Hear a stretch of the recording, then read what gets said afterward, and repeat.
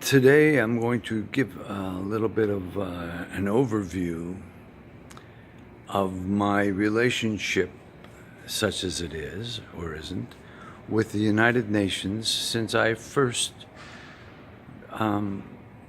got involved with international affairs, as it were. Back in 1990, I produced a little story called The Last One, and I also produced a curriculum called the Vision Changer Project. I did these at the time when I was publishing the Village of Yorkville Voice, which I decided to shut down and put my time and energy into the education field at the time. And the Vision Changer Project ended up going into around 35 different countries. And the last one that we produced went across the country, and it was also presented down in Rio as part of a presentation we did at the conference center here in Toronto, and also in the conference in Rio. It was a joint initiative. And that was with The Last One, that was written by Austin Repath. So I sent copies of the audio tape of The Last One around to about, I think there was 10 international education organizations. And I heard back from a number of them, but the main one that I heard back from, what was the most encouraging, was Dr. Charles Mircea, a Maltese philosopher who had an organization called the International Association of Educators for World Peace, IAEWP. Now, the IAEWP had consultative status at a number of UN agencies, and that was the, I guess it was through that organization where I developed a number of international relations, all at the good graces of Dr. Charles Mircea, by the way, because he kept introducing me to people, and I went to a number of conferences that the IAEWP put on. Let me think of which I went to a number of different countries for their presentations, and I'll just name a few as they come to mind. Firstly, Malta. There was a presentation in Malta, and there was a number of international educators there. Then in St. Petersburg, Russia, I presented there too, and had some great stories about my presentation there. These things were all really interesting, people-orientated explorations into where education is going in the field of peace.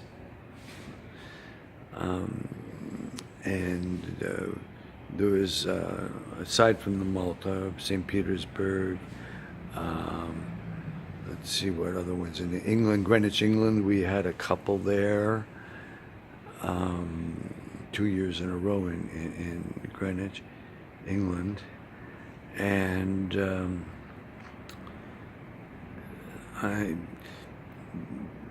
at all these events, there's different levels of international human beings. The biggest event that I was at, actually, was in Malaysia in 2008. I should go back and say St. Petersburg was 1993, I think. Malta was 92 or 91. Anyways, 2000. So we participated in a number of them until 2008. In 2008, we made a presentation in Malaysia, and it was a kerfuffle. While we learned a lot there, it was a very painful lesson because we had originally been invited by the president or prime minister of Malaysia, and somehow, and I think it's got to do with this crazy guy in our organization in India, badmouthed our organization because he's a bit of a fanatic himself. Anyways, he badmouthed us in Malaysia, and the prime minister or whoever it was reneged on his offer to us, but other people stepped up and covered off for him. And although we attendees never got our normal stipend for attending these organized events, and while we were there, an interesting thing, we were challenged with a fatwa. A fatwa was against our event. And we had, it was a beautiful presentation of an event. It must have cost a couple $100,000, but all the political real guys, they weren't there. They didn't show up.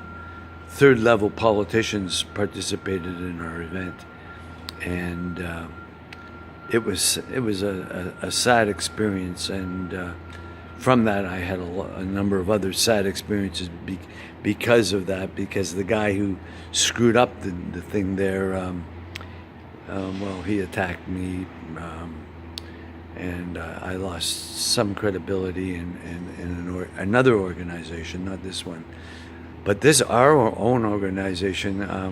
At that time, I was the well, over the years, I had quite a number of positions with the International Association of Educators for World Peace. I was assistant to the president for a time. I was curriculum development officer. I was plenipotentiary envoy. The most prestigious name that's used in UN circles is plenipotentiary envoy, and I was that after Master Il Subong he passed on, and so I took on that mantle for a year or two, and then Lamaganchen became our plenipotentiary envoy. So I always tell the story. I was the little white guy in between the two lamas, two Buddhist monk masters. Anyway, so the International Association of Educators for World Peace was most of my intro into the United Nations affairs and events. And later on, I sort of became invited on my own to different events. In Brasilia, we were there at the when 2000. The year 2000 came. I did the planning of the Tree of Peace in Brazil. I did the planning of the Tree of Peace in Korea, in Greenwich, England, and these things were all part of our international efforts. And over the years, I've attended a number of events at the United Nations, and it was the June 23rd, 1997 event that sort of changed my life when I learned that the budget for UNICEF was under $1 billion, and that I learned it on June 23rd, 97, the same day that the tobacco company settled for $368 billion, and UNICEF was $1 billion. Anyway, so I made an intervention there on that. Then thinking back to my other activities with the IAEWP, the Vienna Conference on Human Rights in '93, I participated in that and I learned at that event how to make what's called an intervention, a formal intervention. And that was where I met in Montreal. I was at a preparatory conference And the thing about conferences is that people don't really know is that most often the conference already has the outcome paper. No matter what happens at the event, they've already written it. And I learned that because my interventions, they had difficulty. The drafting committee had difficulty with my interventions because my interventions had signatures of hundreds of millions of people, or people representing hundreds of millions of people. I had maybe between 20 or 30 signatures, and I'll save you the story of how it came about, but it was all because through the steerage of Walter Lichem, who was the Austrian ambassador to Canada, and he was very helpful to me in learning how to draft an intervention. And that was where I met Federico Mayer Zaragoza for the first time. That was in '93. It was later in June of '99 where I met Federico Mayer again when he was speaking in Barcelona. And I traveled over to Barcelona to meet him prior to the ending of my 1,000-day voyage. And I may have skipped over how I ended up on that voyage, but suffice it to say that Federico Mayer then invited me to make my presentation at the inaugural meeting of the Foundation for a Culture of Peace. That was to take place in December of '99. Or was that December of 2000? Anyways, in that, I should know that. I think it was December 2000, actually. So we presented our paper there, and that was called the 1% Solution, that had already won an award for Futures Conscious Thinking by the World Future Society. And then when Mr. Mayer invited me, I presented my paper, and he waved it at the end of the presentation and said, "This is what we're going to do."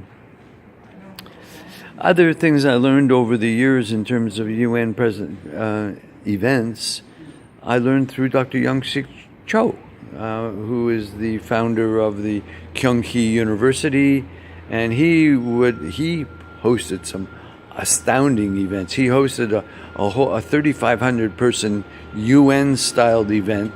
It had to do with the non-government organizations. He invited 3,500 people to Seoul, Korea.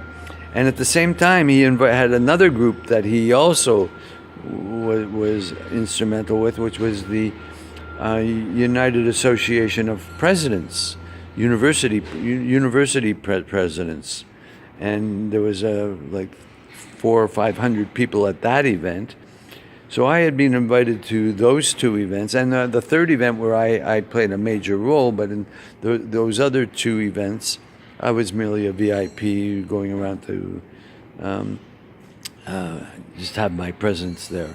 But at the main singular event, there was like 150 people, educators, and that was associated with the IAEWP. And at that event, we were treated like...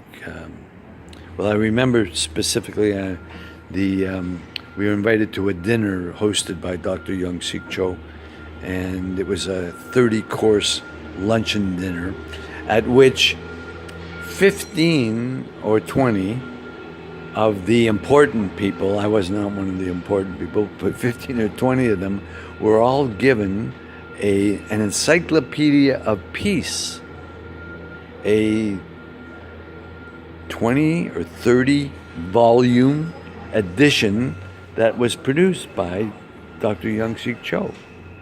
He was truly a major world peacemaker. And I think somewhere on my site there's a picture of myself and Boutros Boutros-Ghali and Dr. Young-Sik Cho. I don't recall exchanging words with Young-Sik Cho. I don't think he spoke English. Boutros did.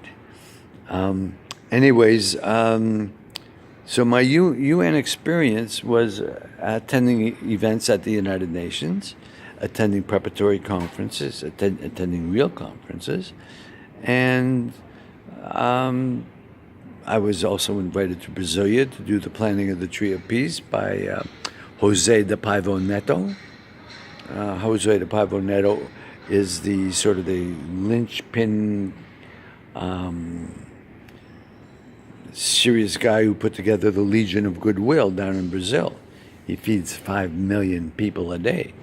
And he invited me to the pyramid in Brasilia. There's a glass pyramid that, with a museum attached. And if you ever get a chance to go to see the museum that he has there, it'll blow you away. Because here in the jungles of Brazil is a museum that reflects the development of humanity, connecting the Maya culture to and the cultures of North America to the Egyptian cultures. And I didn't have too much time to spend in the museum itself, but certainly lots to be learned in that museum.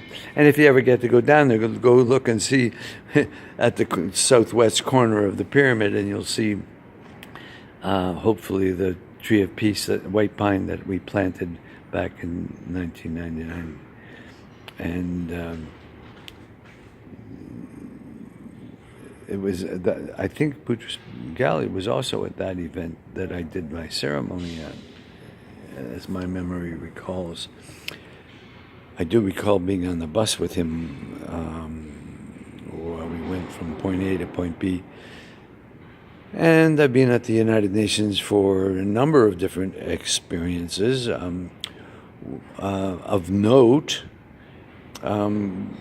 whenever there's a new year starting at St. Bartholomew's Cathedral, there's always a big event where the Secretary General invites all the spiritual elders to come in. They're each given 60 seconds of time to give their blessing and share their spiritual integrity with the rest of the global community.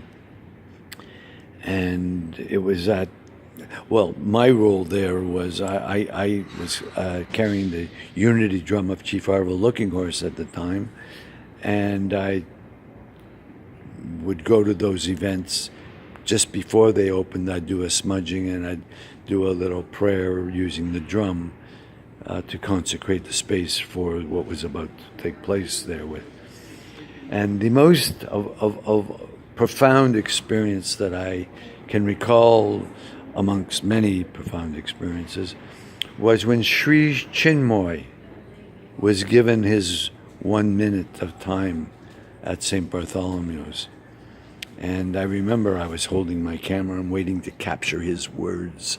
And he stood up there and his eyes went up like this. And he gave out 1 minute of silence. It was a spectacular experience of no sound in St. Bartholomew's with all the world spiritual leaders there, while each of them had their little 60-second, 100-word blurb. He gave us silence. The most profound learning experience. Other than the time that my friend shaman Pat Hendrickson yelled at me in a high ceremony by here's how he yelled at me. He went, "Mitch." That was his way of yelling at me. I was talking or interacting with Leonard Crow Dog in high ceremony, a Yuipi ceremony. Anyways, that was... Pat Hendrickson has passed on, by the way. Leonard Crow Dog is still alive and well. And Elder Vern Harper is one of his, what we would call cohorts, as was Brian Marion. And Brian Marion has passed on as well. He's another shaman from the Lakota and Dakota people.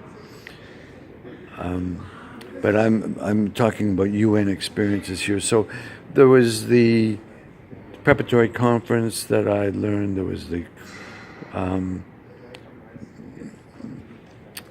there's the one that I'm involved with now, which is really interesting, I think. It's the position of United Nations Resident Coordinator.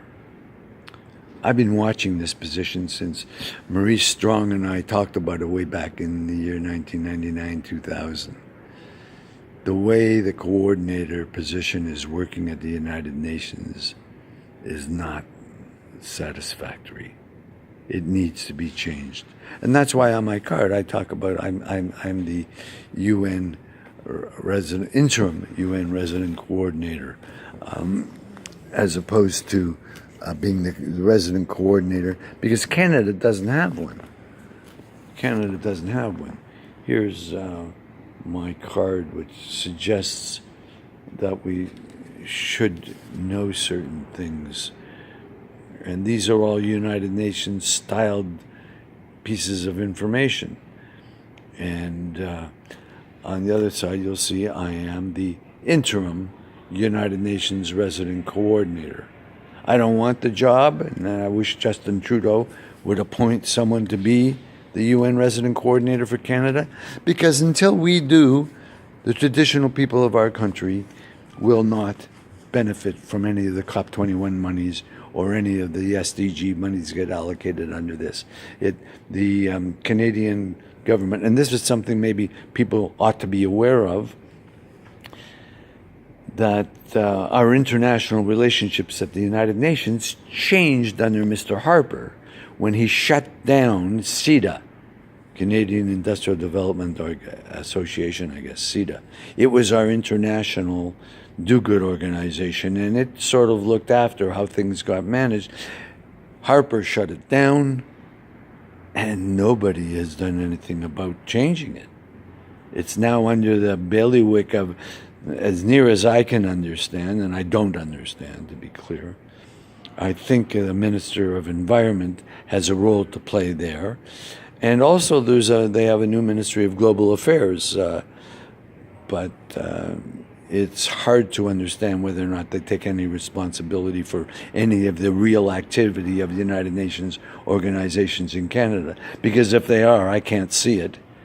And I've tried to coordinate some of the UN agencies in Canada, and it is the biggest obstacle is the government. I guess the federal government doesn't have a vision or a mission for the UN, but Trudeau and Carolyn Bennett go down to the UN and play fancy tale down there, but they don't do anything meaningful.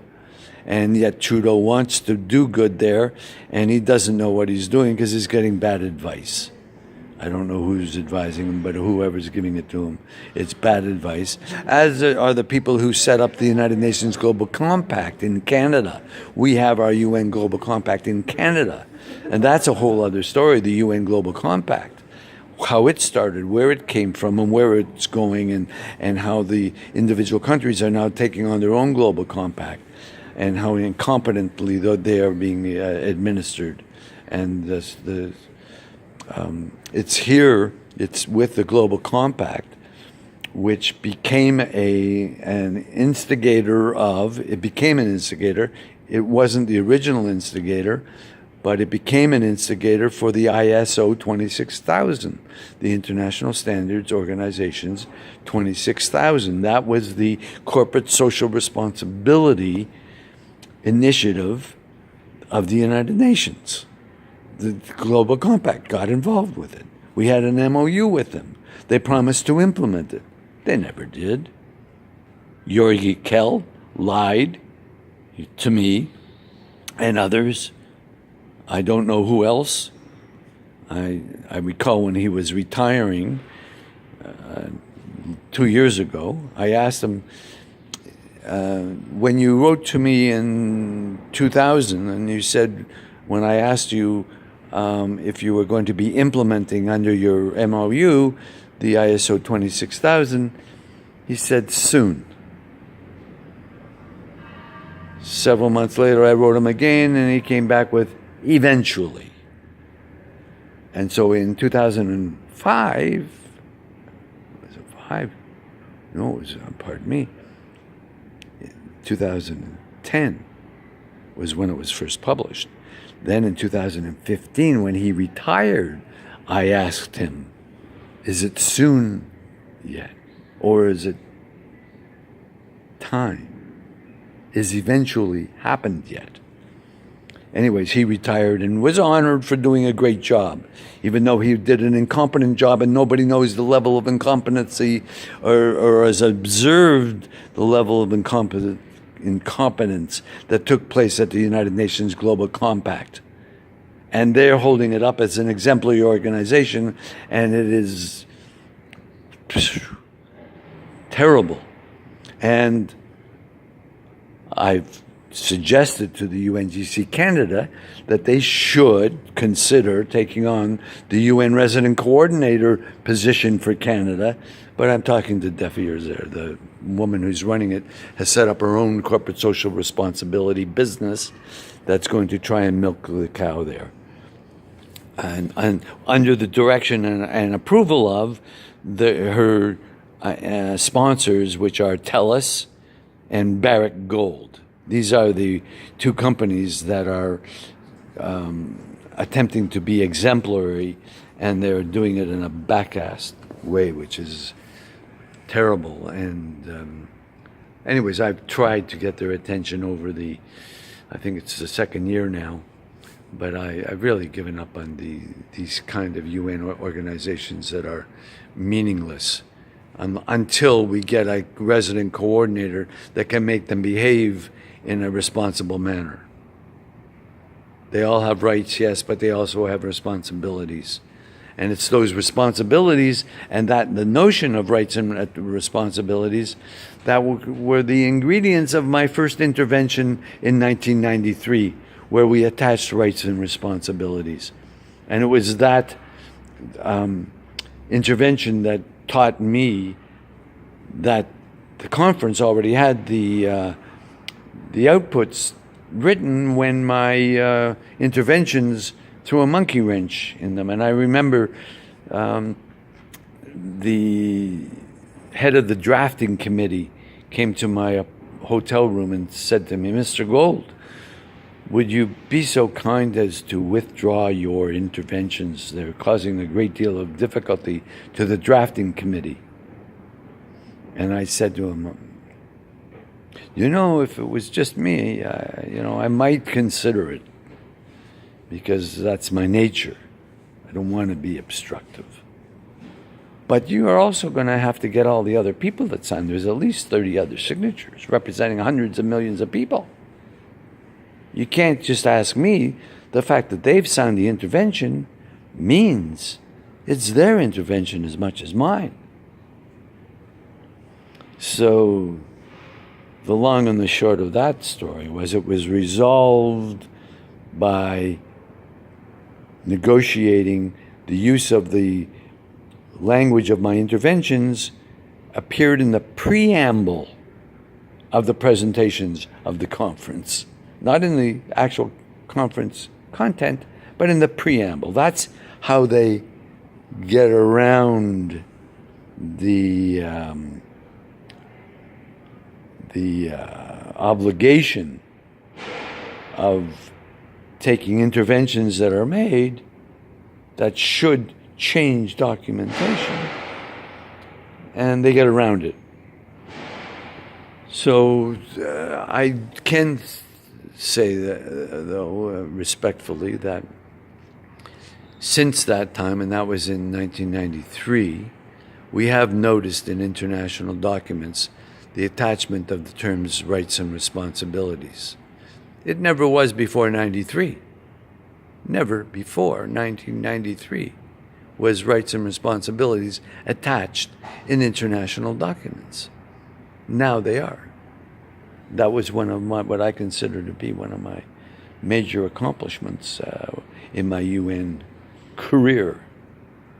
And now, being I am the interim UN resident coordinator, and Kate White, who's the United Nations Association in Canada, who is kind of asleep, and without being too deprecating to her, she wrote me a very informative letter, which I should post somewhere, The letter indicated that I was not allowed to represent myself as United Nations resident coordinator.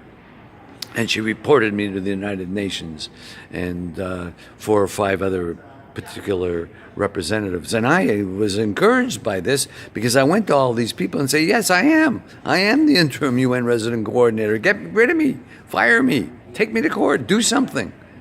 But nothing happened from that. And I encourage anyone who is interested in the future of the United Nations in the world is to write a letter to either your MP or your MPP or any international person you know and say, how come Canada doesn't have a UN resident coordinator? Because we need one for our traditional people. I remember when James Anyaya, who came up to Canada maybe 4 or 5 years ago as a UN representative looking into the traditional people's a problem here with the residential women's. I forget exactly his reason for being here, but I gave him 10 other reasons to be here, and he didn't look at any of the other 10 reasons. And this was over 5 years ago, and this is why Theresa Spence went on a hunger strike, and this is why Theresa Spence, they never got the money that was allocated by De Beers for their money, because there was no one here to help them.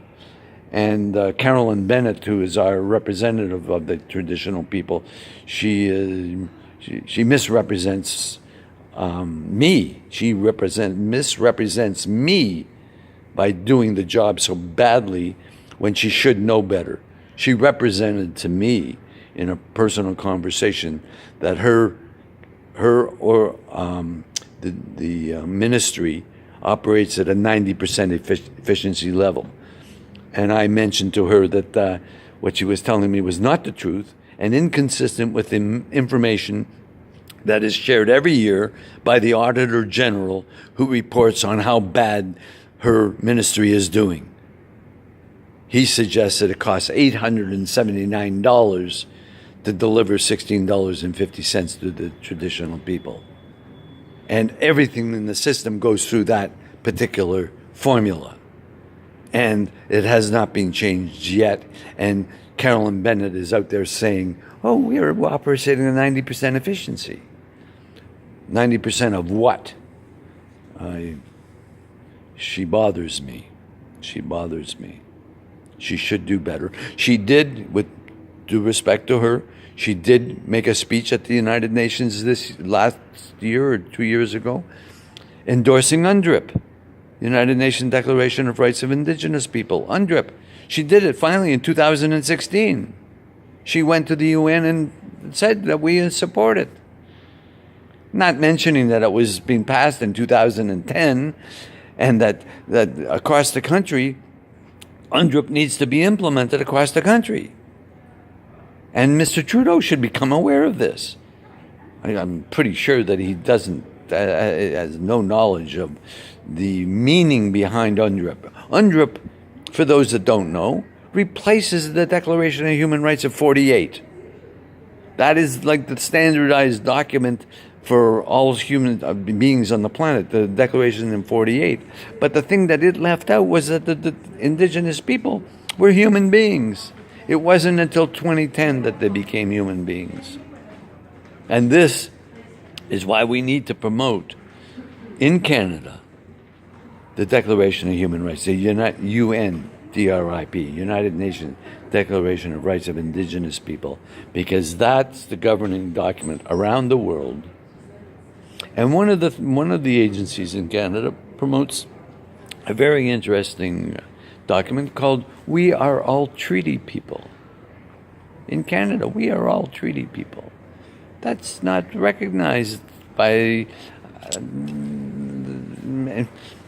any of the immigrants that have come here, and my family being one of them. And all the other people, they don't know that we are all treaty people here. This is the challenge for our community, that in Canada, The reason we have peace is because we're part of a treaty, the Two-Row Wampum Treaty, and there's a number of other ones they refer to from time to time, but the basic ingredient treaty was the Two-Row Wampum. Come here, do what you like, but don't hurt anybody, and we'll go along parallel paths. That was the essence of the treaty. And I'm sitting here actually right at this very moment on land that hasn't yet been transferred from the ownership of the Mississauga. And I'm going to tell a little story about the ownership of the land here. The Toronto Treaty read all the land where the water line meets Front Street. That was the deal. Where Front Street was, everything south of that was not ceded territory. And I'm not sure, but I can't tell you because nobody will inform me. When Chief Brian LaForme of the Mississauga did his deal about 5 years ago, 6 years ago, with the government on the land treaties, he received $140 million, but no one has made public what he sold off. I don't think he sold the land south of Front Street because it's worth billions. But maybe he doesn't want to tell it. Maybe I don't know. Who knows? Maybe the new Stacey LaForme might want to find out the state of the land claim on all the land, the treaty land. And I'm going to tell you how I happen to know about the treaty land. It's because many years ago, I was sharing a house with a guy by the name of Donald George Jones. Donald George Jones was the 8th generation grand-nephew of Augustus Jones. And Augustus Jones was the surveyor for Mr. Lord Simcoe. Lord Simcoe had Augustus George Jones was the surveyor, and he drew all the lines in southern Ontario as to ownership.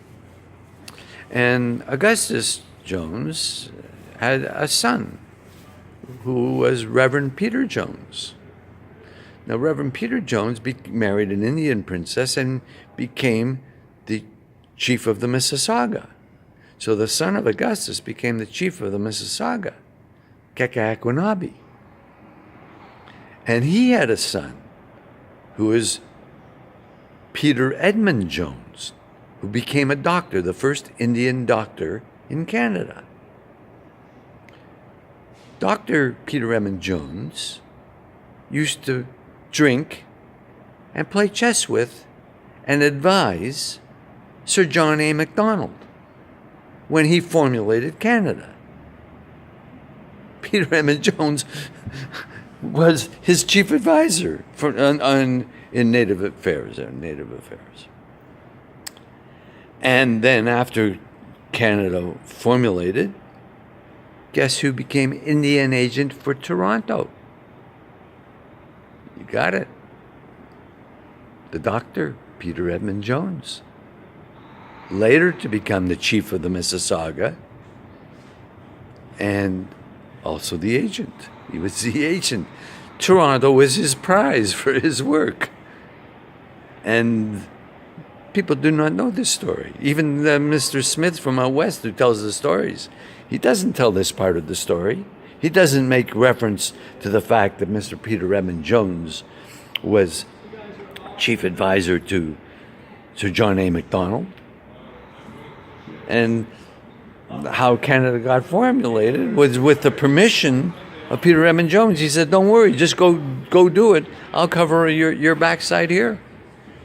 And he did. And Sir John A. just went over and got the BNA Act passed and then came back here and told them we got it passed. Nobody negotiated it here. It was a very funny formation of Canada. And I'm now sitting on that land that has not yet been ceded in the convention center. It's kind of cute if you can see the humor in that. And these are all part of United Nations concerns now, because all the countries of the British Commonwealth, and they all have the same kind of problems we have. They all went through the same governmental structured hoo-haws, and they are hoo-haws. I remember meeting a woman from the Gambia at a mining convention, and she was telling me about their processes and programs. And I saw clearly we had the same problems. In Canada, one of the major problems we have in the field of education was one of the great strengths of the BNA Act was that every province had its own education. There's no federal government agency for education. Good and bad, because now we have 10 guys that get together, 11 guys, including the territories, get together to administer education in Canada.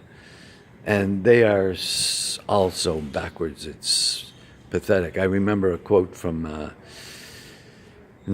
statement by Walter Pittman, one of Ontario's leading, he was Minister of Education for a while. I remember he was telling me of a story when him and Betty Stevenson, another honorable administrator of education in Ontario, where they were sitting around in the boardroom, and they said, Walter, it's really interesting. Here we are. We're in control of the reins of the Department of Education.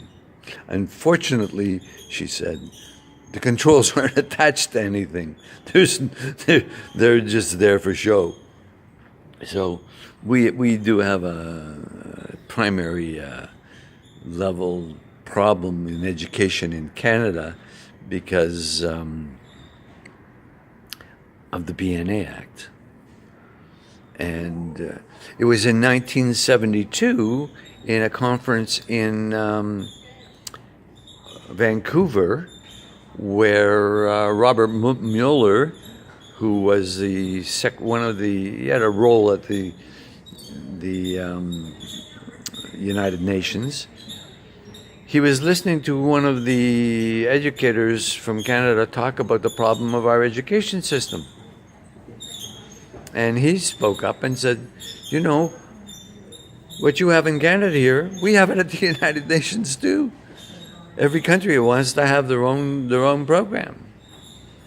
And that was when the field of global education got instigated back in 1970. And Gloria Cook took on and started building Robert Mueller schools in the United States. And there's a number of programs that they instigated that came out of that. But global education, Canada was a leader in it when I first got involved in it at OISE. And then Canada shut down, I think we shut down global education. And it was in 93.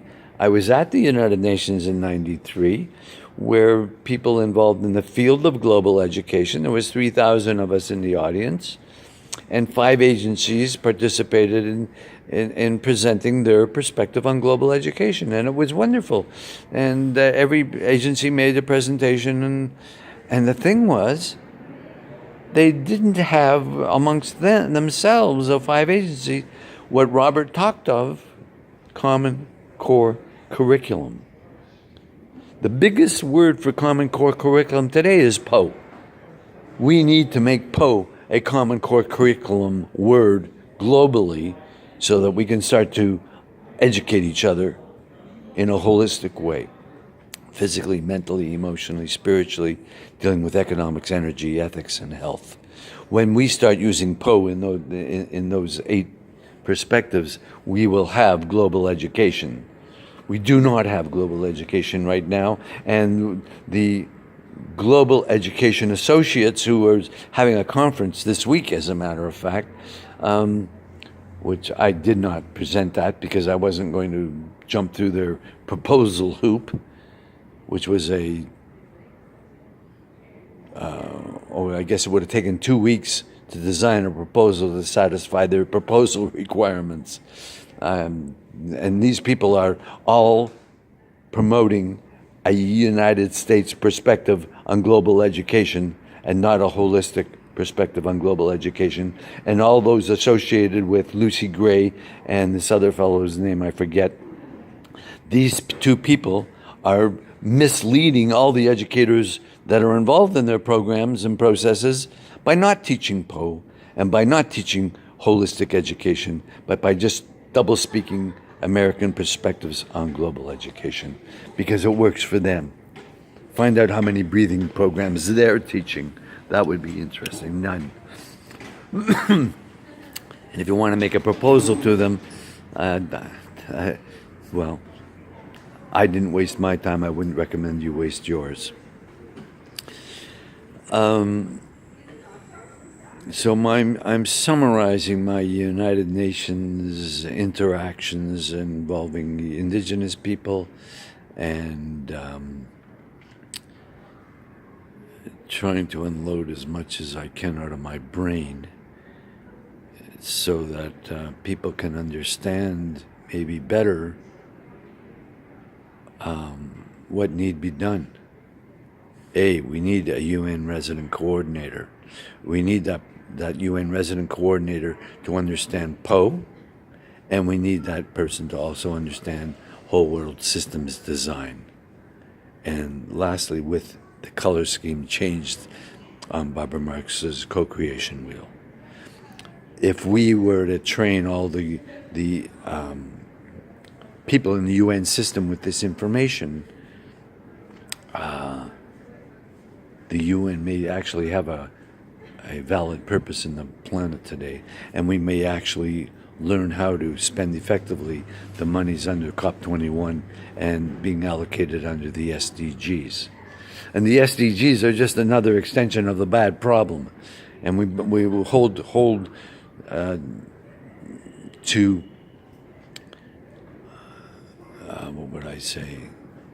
account Jeffrey Sachs, who organized and ran the MDGs, the Millennium Development Goals, did an abysmal job, redesigned it, revamped it to make it the now SDGs, 17 SDGs, and 168 different measuring nodes.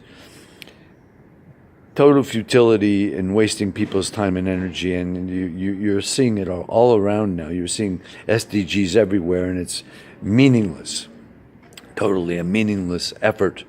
And yet many people all around the world are getting involved in it. Even in Mexico, on the walls in Cozumel, there's the 17 SDGs. But they don't make any sense. With the number, I'll give you an example. Number 17 is partnerships. Try and make a partnership agreement with anybody in the United Nations. Good luck. Good luck. They can't acknowledge the concept of a United Nations resident coordinator other than the one that they've already got in place that is not working properly. There is a UN resident coordinator, and the distinction between the one that is and the one that need be is the one that isn't educated in what needs to be educated, for sure. But worse, you only have a UN resident coordinator in in receiver countries, not donor countries.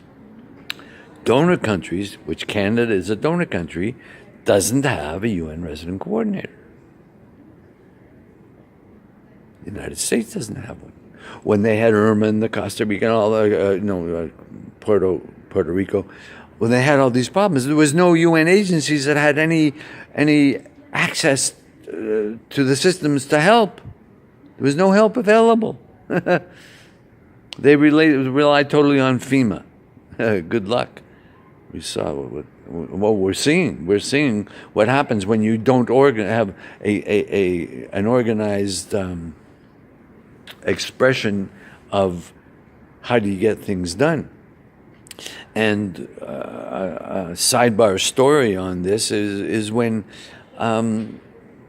Chelsea Clinton went on behalf of Bill and Hillary. She went and analyzed the systems in Haiti. She couldn't find the UN resident coordinator, yet there was one. That's because she didn't look in Dominican Republic. But how was she to know? Because probably nobody in Haiti knew they had a resident coordinator. The person lived in Dominican Republic and had a responsibility for Dominican Republic, Haiti, and all of Mexico.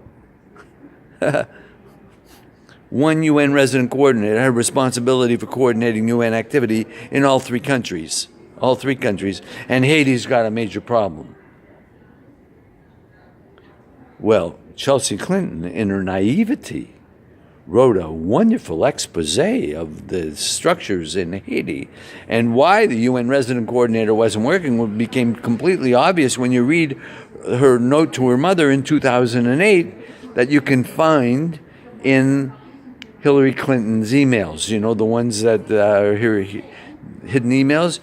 You go in there into the WikiLeaks and Google Chelsea Clinton report on Haiti, and you will be astounded what she found, because she had no political filter on her observations. She just told it the way it was.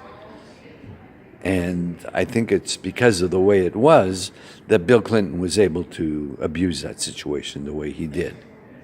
And I don't think he ever fully gave his daughter credit for the wonderful work she did in that note.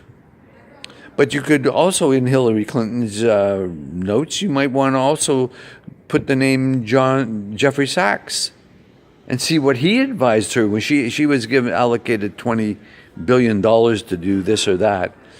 And also in 2008, he advised her to not use the systems that he was using because they weren't working.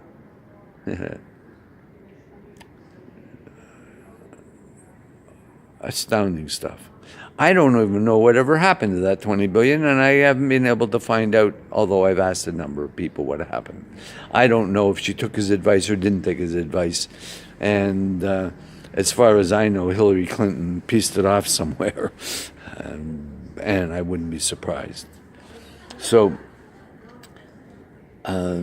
these UN problems filter down to our systems if we don't have a proper UN resident coordinator, because the old system is not working. And yet my friend David Saunders at the UN, he tells me that the UN resident coordinator is the most sought-after position at the UN. The most sought-after. I'm not surprised that it's the most sought-after, but it's the least educated, because you have one person running three countries, and they're not from a common agency. Some are from UNDP, some are from UNICEF, some are from this or that organization. They all have different mandates and different understandings, different vision, missions, and there's no consistency in the UN resident coordinator, even in the receiver countries, even in the receiver countries. But what we do need is we need a one in the donor countries so that they can coordinate with the receiver countries, so we can more effectively distribute the funds and use blockchain technology and this kind of a tool that I'm talking into for distribution of funds using blockchain. But who's working on this? There's nobody working on this. As astounding as what I learned last week was that I was at this meeting with 8,000 bankers. I learned the Federal Reserve is exploring blockchain technology. Now, that can mean something to you, or it can't mean something to you. To me, it blows me away. SWIFT is looking at how to use blockchain technology. What happens if SWIFT and blockchain, that old broken system of SWIFT, will be maintained for another 10 years? Just exactly the same way the magnetic stripe on your credit card is still there, even though it's been obsolete since 1997. 1997, the magnetic stripe on your credit card has been obsolete. They don't need it anymore. Go figure. And SWIFT is going to do that same thing with blockchain in the world fund transfer business. The other thing, just a sidebar again on the conference with the 8,000 bankers. Don't know if it was a coincidence that one of the most disreputable companies in the world for fraud and cleaning money was the Deutsche Bank. Deutsche Bank was sitting right next to Swiss offices. They both had the whole third floor of this building here somewhere, south building. Deutsche Bank and SWIFT, are they partners? Who knows? What was Bank of China doing there? Are they dabbling in blockchain? I suspect if they're not, they would be crazy not to own the business. They're having trouble understanding Bitcoin right now, and are trying to use their financial strength to keep Bitcoin in place, and I imagine they will keep it there as long as they want, and then they'll put it out of business, because there's only like a couple $100 billion in Bitcoin, and China's got so much U.S. money they got to get rid of. They've got to get into blockchain technology pretty soon, and they have to become a dominant player. In Canada, for those of you that are following this at all, CIBC, Bank Loimi, and Bank of Australia have set up a group of 3 or 4 banks to develop blockchain technology. And also CIBC in another initiative with Swiss Bank and some other European banks has also set up another blockchain development initiative. How these are going to turn out, God only knows. I mean, I really don't know. But the existing banking system, that fraudulent system of creating debt, is looking to control the blockchain industry.